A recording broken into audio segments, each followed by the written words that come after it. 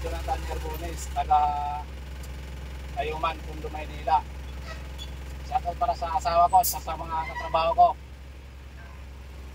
Kung gusto mag-add ng code, punta na dito kay Sermon. Salamat sir, sige po. So, ayan po si Sir Jonathan, yan, taga Tayuman po, Tondo, sir. Yung mga gusto dyan mag-add ng code 3, PDC po ang requirements natin sa LTO para makapag-additional code.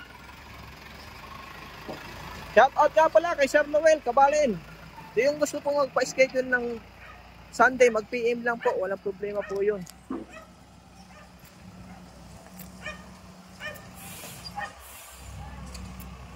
Yan, okay.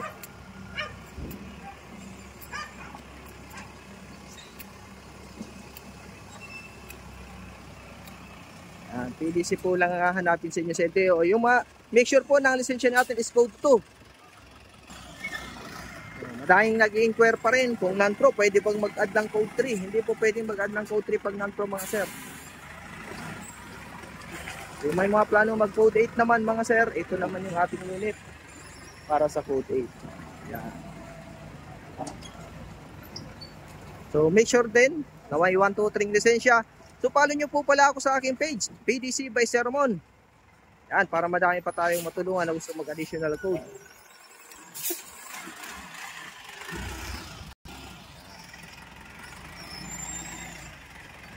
Okay, so papasok yan dun si Sir.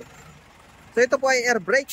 So yun nga, sa bagong code natin hanggang 3.5 na lang po yung pwede natin yung maneho.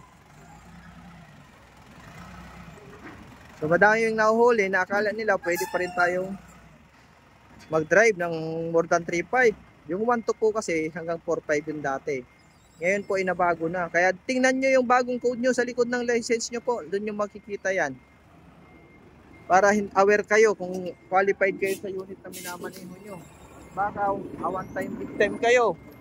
Yun ang problema natin. Nasa huli po ang pagsisisi mga sir.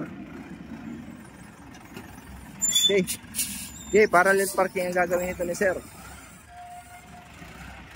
Okay.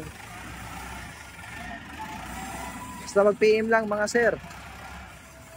So sa code natin, may dalawa tayong code sa code 3 ngayon. Yun yung problema ng mga code 3. Dahil magkahiwalay po ang PDC talaga nun. Okay, atras!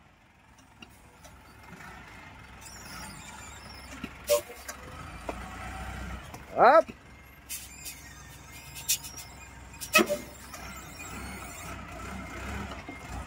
Yan, okay. O, break. Okay, yan si sir. Okay sir. O, yan po yung mga gusto mag-add ng code 3 at code 8 PM na po. Maraming salamat po. God bless po sa inyo lahat.